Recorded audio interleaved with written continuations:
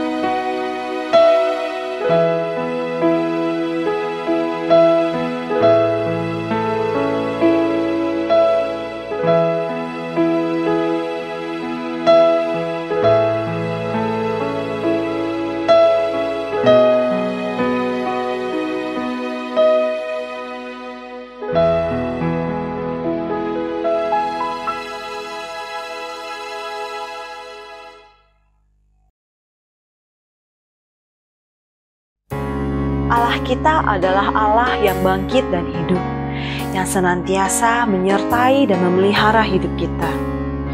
Kasih dan kebaikannya lebih luas dari samudera dan tidak akan pernah habis sepanjang usia. Mari jemaat sekalian, kita mau sama-sama mulai ibadah kita dengan ungkapan rasa syukur kita kepada Allah melalui pujian tak terbatas.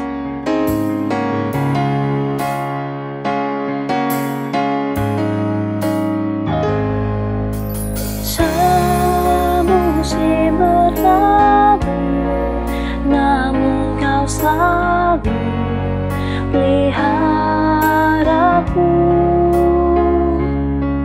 Kasih dan setiamu tak pernah layu di hidupku. Lebih luas dari samudera, kebaikanmu Bapa takkan habis di hidupku. Lebih tinggi dari cakrawala, tak terbatas kasih-Mu. Sungguh ku bersyukur.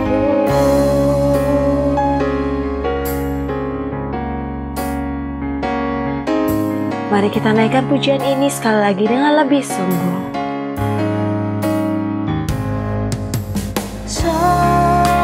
Musim berlalu, namun kau selalu peliharaku.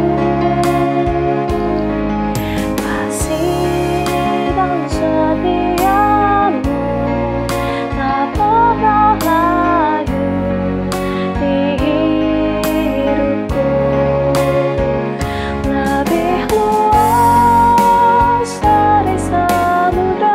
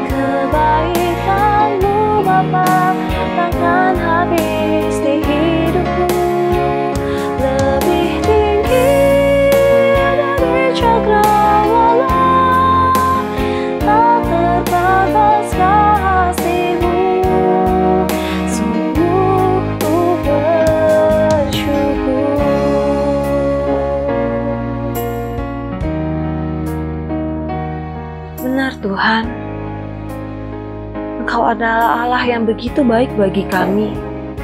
Kasih-Mu tak terbatas bagi kami, Tuhan. Terima kasih. Terima kasih, kami bersyukur punya Allah yang begitu mengasihi kami. Ampuni kami Bapa, jikalau kami masih sering menyakiti hati-Mu. Ampuni kami jikalau kami masih sering jatuh ke dalam dosa. Tuhan, kiranya Engkau yang layakkan kami, untuk kami boleh datang menghadap kehadirat-Mu, Tuhan. Untuk kami boleh menaikkan puji-pujian bagi nama-Mu, Tuhan. Biar kiranya puji-pujian yang akan kami naikkan boleh berkenan di hadapan-Mu. Dan firman yang akan kami dengar, yang akan disampaikan hamba-Mu, boleh kami dengar, boleh kami ingat, kami mengerti, dan kami lakukan di dalam kehidupan kami, Tuhan. Terima kasih, Tuhan. Kami mau menyerahkan ibadah kami dari awal hingga akhirnya ke dalam tangan-Mu. Di dalam nama Tuhan Yesus Kristus, kami berdoa dan mengucap syukur. Amin.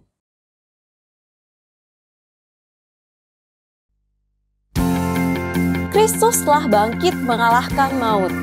Oleh karena itu, jemaat sekalian, mari kita juga bangkit menjadi saksinya. Sebab oleh darah anak domba, kuasa iblis, kuasa maut telah dikalahkan. Mari kita mau sama-sama dengan semangat kita nyanyikan pujian ini, oleh darah anak domba.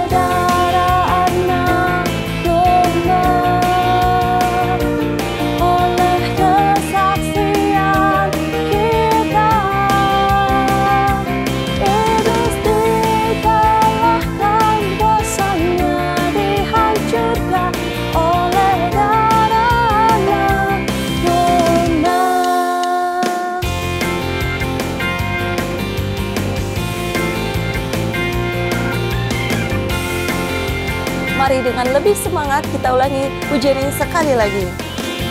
Sekarang telah tiba keselamatan dan kuasa dan pemerintahan Allah kita, kuasanya yang diurapinya, karena telah dilemparkannya para pendakwa kita. Oleh darah anak domba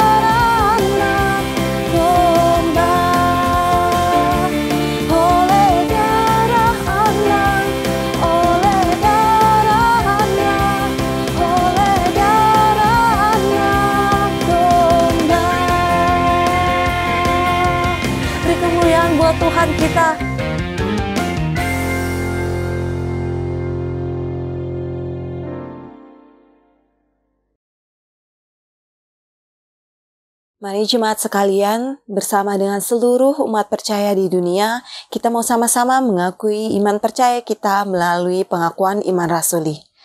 Aku percaya kepada Allah, Bapa yang Maha Kuasa, Khalik langit dan bumi, dan kepada Yesus Kristus, anaknya yang tunggal, Tuhan kita, yang dikandung daripada Roh Kudus, lahir dari anak darah Maria, yang menderita sengsara di bawah pemerintahan Pontius Pilatus, disalibkan, mati dan dikuburkan. Pada hari yang ketiga, bangkit pula dari antara orang mati, naik ke surga, duduk di sebelah kanan Allah, Bapa yang Maha Kuasa. Dan dari sana ia akan datang untuk menghakimi orang yang hidup dan yang mati. Aku percaya kepada Roh Kudus, gereja yang kudus dan am, persekutuan orang kudus, pengampunan dosa, kebangkitan daging, dan hidup yang kekal. Amin.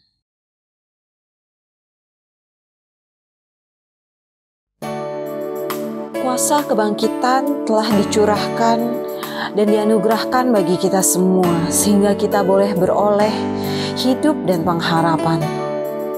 Mari kita meresponinya dengan memberikan seluruh hidup kita, di mana kita mau hidup hanya seturut kehendak Allah. Ku hidup bagimu.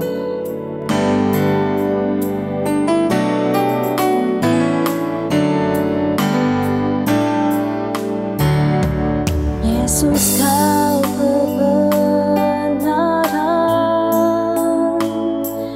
yang menyelamatkanku. Kau memberikanku hidup dan pengharapan.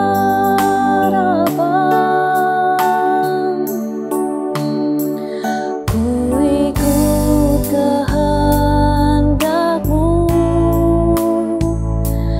ku perlu anugerahmu. Ku nyatakan janjiku kepadamu.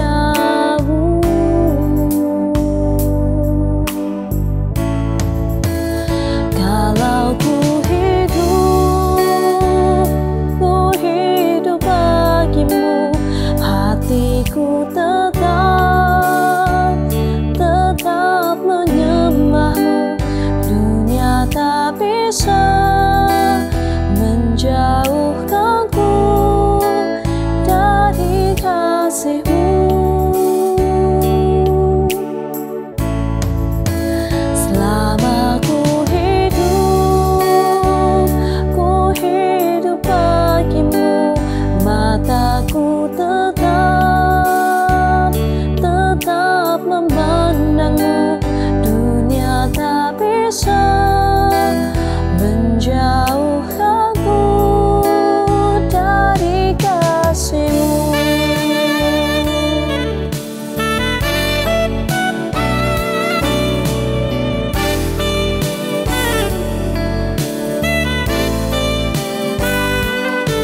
Yesus, kau kebenaran yang menyelamatkanku. Kau memberikanku hidup dan pengharapan.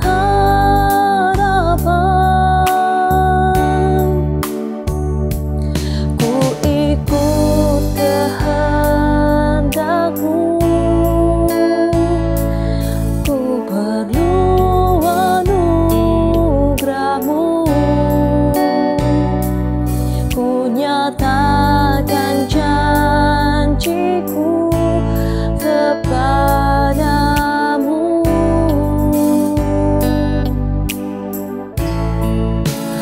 Kalau ku hidup bagimu, hatiku tetap menyembahmu.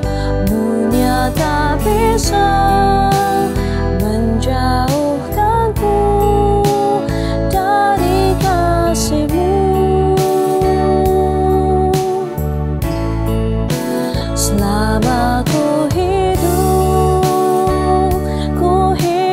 bagimu, mataku tetap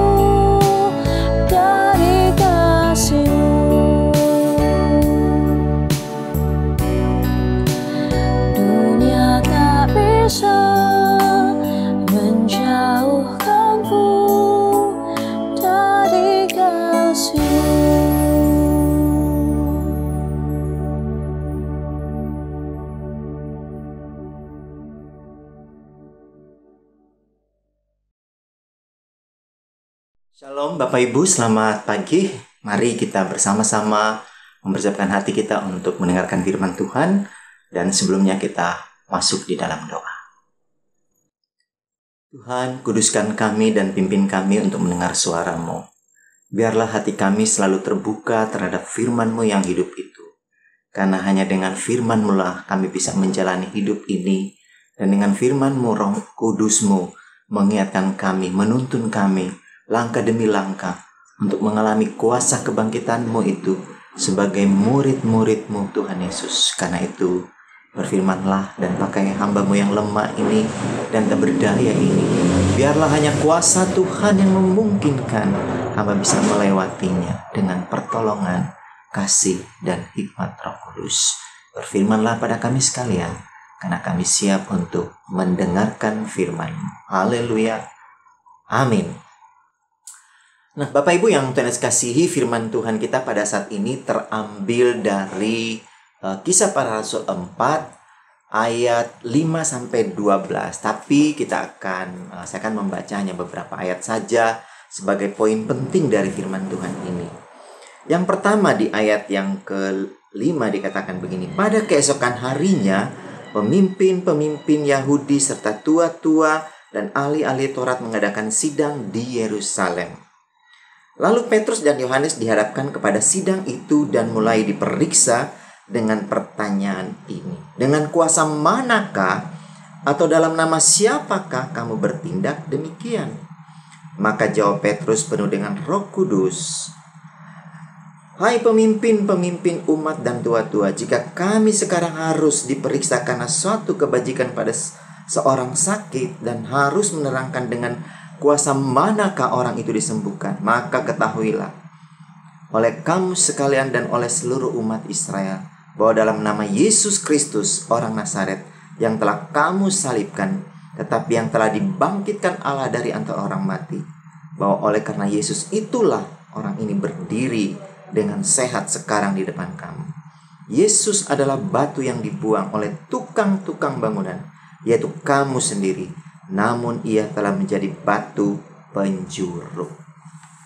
Nah, Bapak Ibu yang Tuhan Yesus kasihi, tema kita itu adalah murid yang menyaksikan.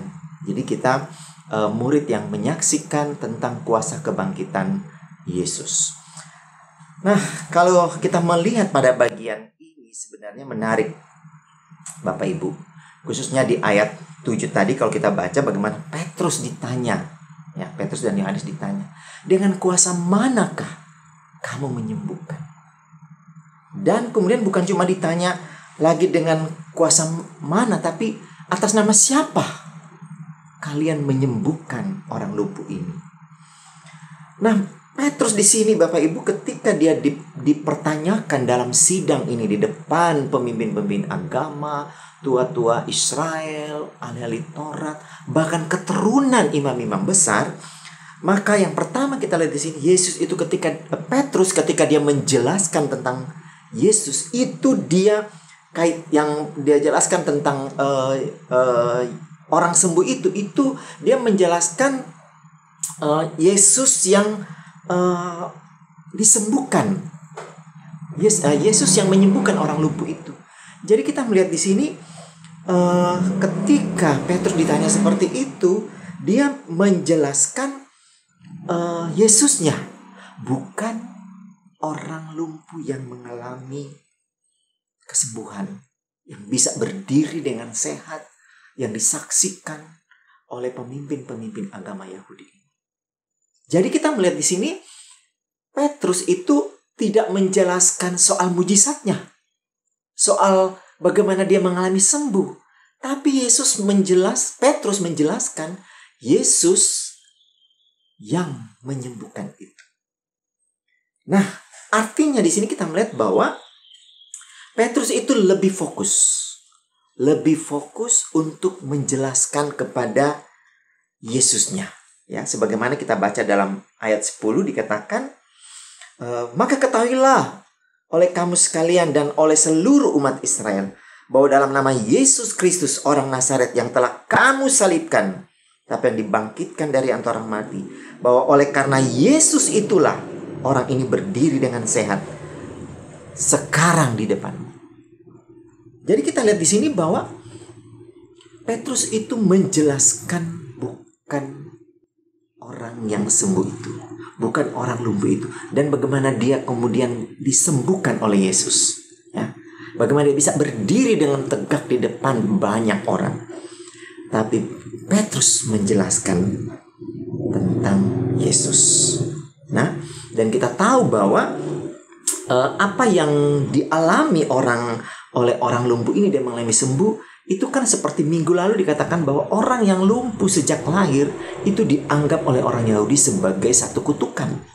Nah, kalau sudah kutukan berarti untuk sembuh itu tidak ada lagi jalan. Tapi pada bagian ini kita melihat oleh nama Yesus itu dari Nazaret, maka orang itu sembuh. Dan kemudian kesembuhan ini menjadi viral. Viralnya nggak tanggung-tanggung Bapak Ibu. Sampai ke daerah Yunani. Sampai bahkan ke daerah Ethiopia. Sehingga banyak orang-orang Ethiopia itu akhirnya berbondong-bondong datang ke Yerusalem mempercayai Allah. Dan kemudian orang-orang Yunani juga. Bahkan mereka datang mempercayai Allah. Yaitu Allah yang menyembuhkan, Allah dalam Yesus. Nah, mengapa Petrus itu lebih fokus menjelaskan Yesusnya dan bukan orang sembuh? Karena kita tahu Yesus itu ditolak, dibenci, dimusuhi, tidak disukai oleh pemimpin-pemimpin Yahudi ini. Oleh imam-imam besar, oleh ahli-ahli Taurat, ya. Keturunan-keturunan imam besar itu mereka membenci dan tidak menyukai Yesus. Dan alasan penolakan ini Bapak Ibu, karena mereka juga melihat asal-usul hidup Yesus. Yaitu Yesus itu anak tukang kayu. Ya, yang datang dari Galilea, di Nazaret. Mana mungkin kata mereka ada nabi dari sana. Ya, ada utusan Allah dari sana. Tidak ada. Dan karena itu mereka tolak. Ya, mereka tidak terima Yesus. Selain karena asal-usulnya mereka tolak, pemimpin-pemimpin agama ini juga Bapak Ibu menolak ajaran Tuhan Yesus yang bagi mereka itu bertentangan dengan apa yang selama ini mereka tahu, bertentangan dengan pola pikir mereka, dengan pandangan mereka, sehingga mereka juga menolak ajaran Tuhan Yesus. Sebagai contoh, pada hari Sabat Yesus katakan boleh menolong orang, tapi bagi pemimpin-pemimpin agama ini, nggak boleh hari Sabat, benar-benar tidak boleh mengerjakan sesuatu. Kemudian mereka punya pengajaran lagi. Mata ganti mata. Tapi Yesus bilang, dendam diganti dengan doa. Jangan dendam. Tapi gantilah dengan mendoakan musuh. Dan ajaran Yesus yang Yesus tunjukkan. Bagaimana dia bersahabat, dia bergaul. Ya, berbagi kasih dengan pemungut cukai. Dan perempuan-perempuan yang tidak benar. Tapi disitulah Yesus menunjukkan. Nah, Bapak Ibu, apakah kita juga seperti pemimpin-pemimpin agama ini yang menolak Yesus? Apakah kita juga seperti mereka yang tidak suka dengan ajaran Yesus? Renungkanlah Bapak Ibu. Mungkin kita tidak menolak secara langsung, tapi hidup kita bisa mempresentasikan bahwa kita menolak Yesus. Hidup kita bisa mempresentasikan bahwa kita tidak menerima ajarannya. Nah, karena itu, mari kita bertanya dalam diri kita dan kita refleksikan hal ini di hadapan Tuhan. Yang kedua, Bapak Ibu, ketika Petrus ditanya, dengan kuasa mana dan atas nama siapa kalian melakukan kesembuhan ini? Atau sehingga orang lumpuh ini yang dari lahir itu bisa berdiri dengan sehat. Dan Petrus ketika dia menjelaskan pertanyaan ini dalam sidang di depan para tua-tua, dia katakan bahwa apa ya yang sedang dialami oleh orang lumpuh ini, bahwa dia mau menjelaskan kepada mereka bahwa bagian firman Tuhan ini adalah berkaitan dengan kalian sebagai pemimpin agama Yahudi. Maksudnya apa? Kita lihat Bapak Ibu dalam ayat 11. Petrus mengatakan, Yesus adalah batu yang dibuang oleh tukang-tukang bangunan, yaitu kamu sendiri pemimpin agama Yahudi. Namun ia telah menjadi batu penjuru. Jadi sangat jelas. Ketika Petrus mau menjelaskan hal ini kepada mereka dengan kuasa mana, atas nama siapa? Ayat 11. Ini sebenarnya dia mau menjelaskan bagian ini sehubungan dengan orang-orang pemimpin-pemimpin agama yang harusnya mereka adalah tukang bangunan rumah rohani. Jadi Bapak Ibu, kita melihat di sini dalam ayat 11 tadi, Yesus itu diibaratkan sebagai batu untuk bangunan. Namun tukang bangunan, yaitu pemimpin-pemimpin agama Yahudi, para ahli Taurat, para keturunan imam-imam besar, tua-tua Yahudi itu justru membuangnya. Dalam arti justru menolaknya. Harusnya itu batu yang harus mereka libatkan dalam pembangunan rohani umat Tuhan. Tapi mereka menolaknya. Mereka tidak mau. Dan penolakan ini membuat Yesus dipilih oleh Allah menjadi batu penjuru dalam satu bangunan. Artinya ini apa Bapak Ibu? Artinya bahwa ketika Yesus ditolak dalam satu pembangunan rumah rohani umat Allah, orang-orang Yahudi, keturunan Abraham, Ishak dan Yakub, namun karena mereka menolak Yesus, dan akhirnya Tuhan Yesus itu menjadi batu yang ditempatkan di tempat bangunan yang baru. Sebagai apa? Batu penjuru. Yaitu batu yang dipilih oleh Allah, dibangkitkan oleh Allah dengan kuasa yang besar, yang dari Allah. Membangkitkan dia, dipilih menjadi batu penjuru. Yaitu apa? Batu penjuru itu berarti batu yang, kalau Bapak Ibu lihat di gambar ini ya, itu batu yang besar yang ditaruh di sudut dari sebuah bangunan. Baik di bawah, di atas. Ya. Untuk apa Bapak Ibu? Supaya batu penjuru ini dia justru menjadi penghubung dari sudut satu bangunan ke sudut bangunan yang lain. Dan batu penjuru ini akan menjadi batu pondasi bagi pembangunan umat Allah yang baru, yaitu gerejanya saya dan Bapak Ibu sekalian. Dan batu penjuru ini akan menjadi batu, bukan cuma batu penghubung, bukan cuma menjadi batu pondasi, tapi dia menjadi batu perekat bagi umat Tuhan. Sangat menarik kan Bapak Ibu? Dasar pondasi kita itu jelas Yesus. Yang menghubungkan kita semua sebagai umat Tuhan itu, jemaat Genesaret itu siapa? Yesus. Yang merekatkan kita itu siapa? Baik merekatkan kita, menghubungkan kita ke atas maupun ke samping, kiri dan kanan, muka belakang, itu adalah Yesus, Bapak Ibu. Dengan kata lain, bahwa ketika Allah memilih Yesus sebagai penghubung, sebagai perekat, sebagai pondasi keselamatan, apakah kita juga sudah menerima keselamatan itu?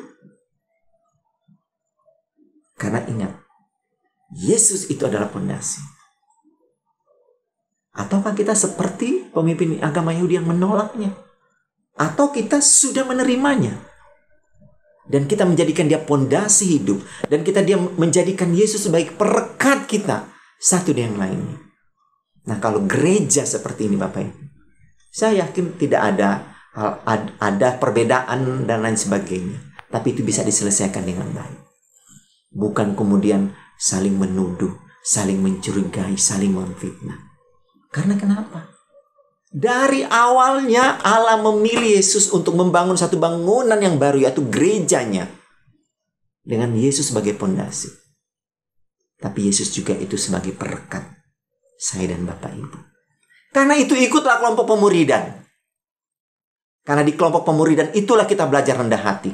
Di kelompok pemuridan kita belajar karakter kita yang perlu disempurnakan hari demi hari.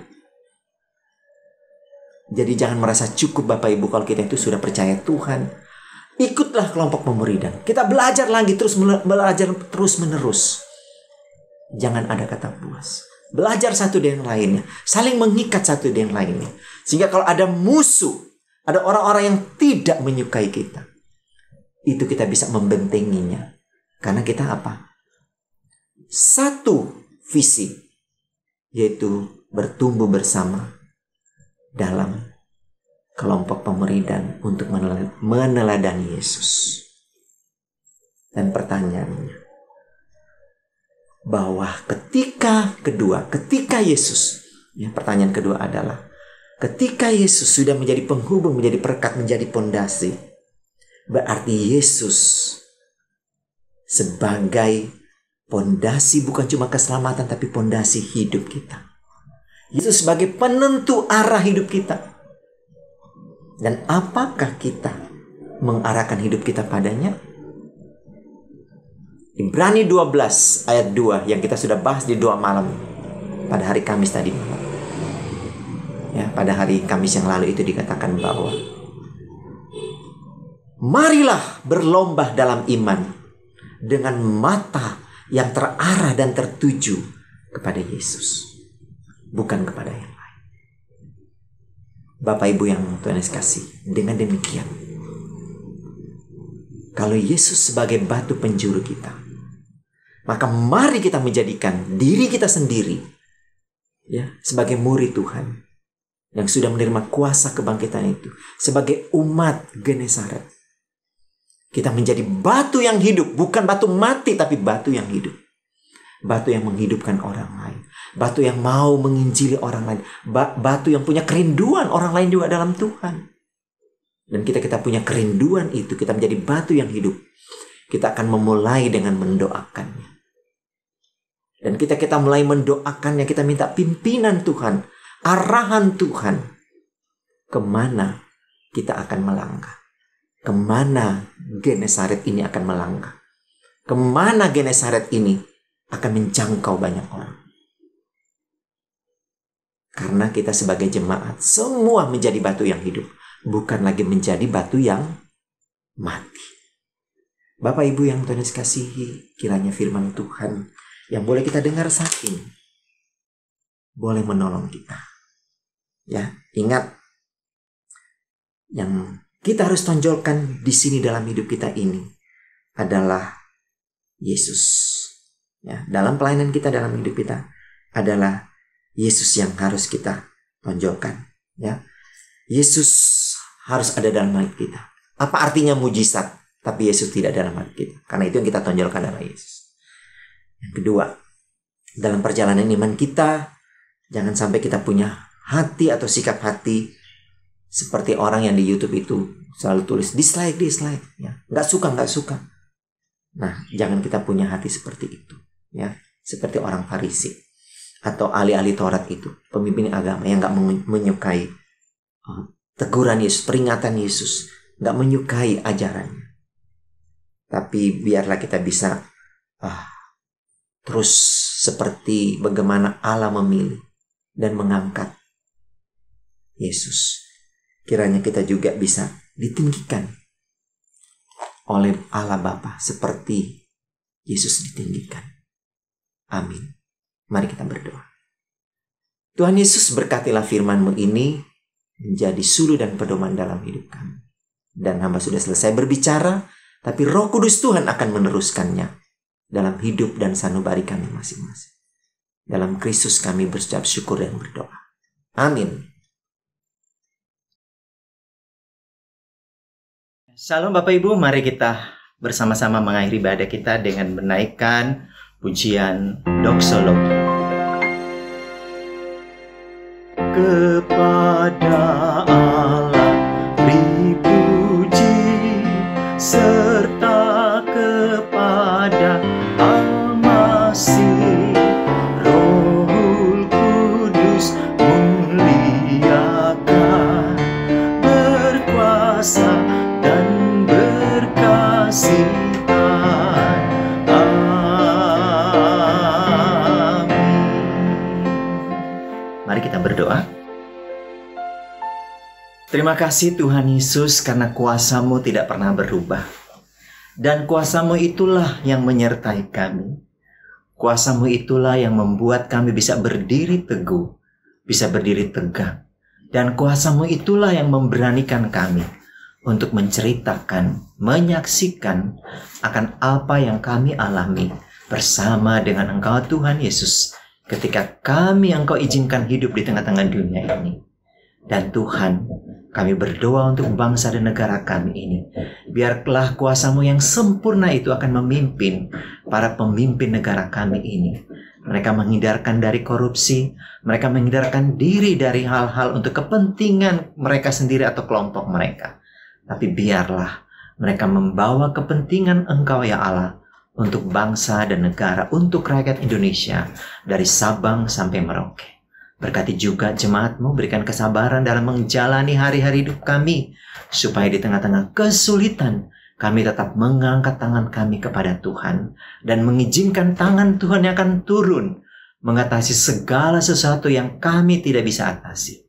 Terima kasih Tuhan Yesus, karena kuasa-Mu tetap sama, baik hari ini, kemarin, esok, sampai selama-lamanya. Dan Bapak Ibu, mari kita terima berkat yang dari Tuhan. Tuhan memberkati engkau dan melindungi engkau. Tuhan menyinari engkau dengan wajah-Nya dan memberi engkau kasih karunia. Tuhan menghadapkan wajah-Nya kepadamu dan memberi engkau damai sejahtera. Hari ini, esok, sampai selama-lamanya. Haleluya. Amin.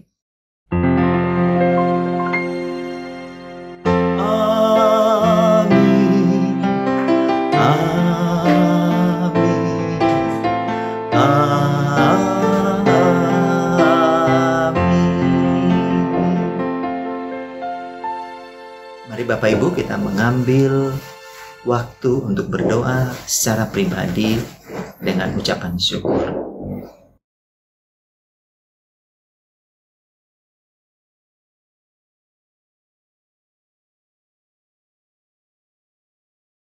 Ya, shalom Bapak Ibu yang Tuhan Yesus kasihi.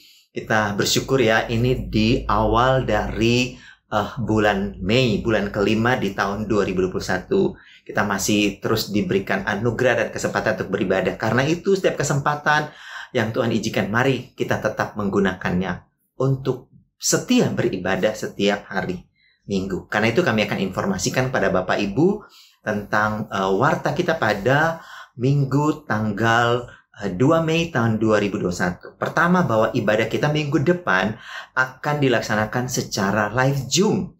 Dan minggu depan itu minggu kedua Bapak Ibu. Dan nanti tema kita untuk minggu yang akan datang itu yaitu murid yang mengalami dan menceritakan kuasa kebangkitan Kristus.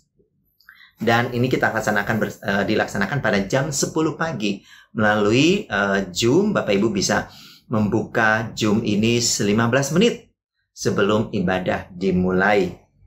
Yang berikutnya, bahwa nanti untuk doa malam kita pada tanggal 6 Mei, yaitu temanya hidup sekarang atau nanti. Nah, nanti Bapak Ibu bisa ikut di hari Kamis ya, tanggal 6 Mei, seperti biasa jam 7.30 malam. Dan berikutnya juga kita ingatkan pada Bapak Ibu yang ingin kami doakan, Bapak Ibu bisa mengirimkan pokok doa kepada Saudari Lia, dan kami akan doakan setiap pokok doa yang Bapak Ibu kirimkan kepada kami. Dan yakinlah dan percayalah bahwa Tuhan menjawab setiap kerinduan dan doa kita yang lahir dari hati yang paling dalam. Karena firman Tuhan berkata, bulu yang terkulai tidak akan diputuskan olehnya. Dan Berikutnya bahwa Bapak Ibu yang terus mendukung setiap pekerjaan Tuhan di gereja GEM Genesaret ini, kami ucapkan terima kasih. Dan bagi Bapak Ibu yang ingin memberi persembahan, baik itu persembahan syukur, perpuluhan, dan lain sebagainya, Bapak Ibu bisa memberikan melalui nomor rekening yang ada ini. Dan bagi Bapak Ibu yang juga akan mendukung rencana pembangunan atau pembelian tempat ibadah kita yang tetap, melalui tim pembangunan yang sudah dibentuk dengan diketuai oleh saudari Stella, Ibu Stella, dan di backing oleh 2 orang, yaitu Ko Fenli dan Ko Hendrik. Mari kita berdoa untuk mereka supaya melalui mereka apa yang Tuhan inginkan buat gereja kita itu bisa terwujud. Dan yang berikutnya, kembali kami ingatkan terus tak lupa untuk terus mensondingkan kepada Bapak Ibu, mengajak Bapak Ibu untuk tak henti-hentinya. Mari mendaftar ikut kelompok pemuridan. Ya, jadi kelompok pemuridan ini bukan kelompok besar diperkecil. Karena itu kita sounding supaya Bapak Ibu ikut. Memang lahir dari hati yang rindu mau bertumbuh. Ya, karena kita tidak menjadi orang Kristen yang memindahkan dari neraka ke sorga. Enggak ya. Tapi kita menjadi orang Kristen adalah orang Kristen yang bertumbuh di dunia ini. Karena kita masih di bumi, belum di sorga. Nah, karena itu berikanlah hati Bapak Ibu untuk ini. Dan yang mau boleh mendaftar pada Contoh supaya nanti kita akan buat kelompoknya. Dan percayalah, pertemuan Bapak Ibu tidak akan pernah sia-sia. Dan yang berikutnya, jadi mari ya ikut kelompok pemuridan. Berikutnya juga buat Bapak Ibu dan yang anak-anak Gen Youth, yang punya anak Gen Youth, bisa mengikuti kelas katekisasi. Ya, kelas katekisasi sudah kebuka dan kita mulai hari ini. Ya, hari ini Bapak Ibu kita mulai di minggu pertama bulan Mei. Ingat, jam 11.30 sampai jam 12.30. Jadi kelas katekisasi ini bukan untuk baptis saja. Bukan juga untuk yang mau CD saja. Tapi Bapak Ibu yang mau bergereja, mau berjemaat di gereja GMI Genesaret, perlu ikut ini. Kenapa? Karena dari sinilah Bapak Ibu akan belajar bukan cuma tentang doktrin, tentang doktrin-doktrin Kristen, tapi juga tentang John Wesley dan juga Wesleyan itu. Jadi pengajaran tentang Wesley ya, supaya Bapak Ibu ketika berada di gereja Metodis tahu ya apa sih itu gereja Metodis gitu. Kalau orang tanya, Bapak Ibu tidak menjawab berdasarkan apa yang Bapak Ibu ketahui yang cuma didengar-dengar ya, tapi ini Bapak Ibu ikut kelasnya. Yang berikutnya, jadi ingat ya, yang sudah mendaftar Stefani, Deo, dan juga Angel O, dan juga pasangan dari Ivan ya. Ingat ya, hari ini kita akan mulai. Kemudian nanti juga kami ingatkan bahwa nanti tanggal 13 Mei kita ada hari ibadah, hari kenaikan Tuhan Yesus. Ingat, tanggal 13 Mei itu hari Kamis Bapak Ibu ya. Jadi mari beribadah. Bahkan ini bukan cuma untuk yang umum, remaja dan juga sekolah minggu ya. Ikut ibadah kenaikan Tuhan Yesus ini ya. Kita bersyukur karena melalui ibadah kenaikan Tuhan Yesus ini kita bisa mendapatkan hal yang baru lagi yang dari Tuhan. Pesan-pesan ilahi yang Tuhan berikan buat pribadi kita dan juga tentunya buat gereja GMI Genesaret. Demikianlah Bapak Ibu warta kita pada saat ini, dan saya mengucapkan selamat hari Minggu. Tuhan Yesus memberkati kita semua. Happy Sunday buat kita semua. Mari memberikan salam buat yang ada di depan, di kiri kanan, dan kita katakan selamat hari Minggu, Tuhan memberkati. Sampai bertemu di minggu yang akan datang. Haleluya. Amin.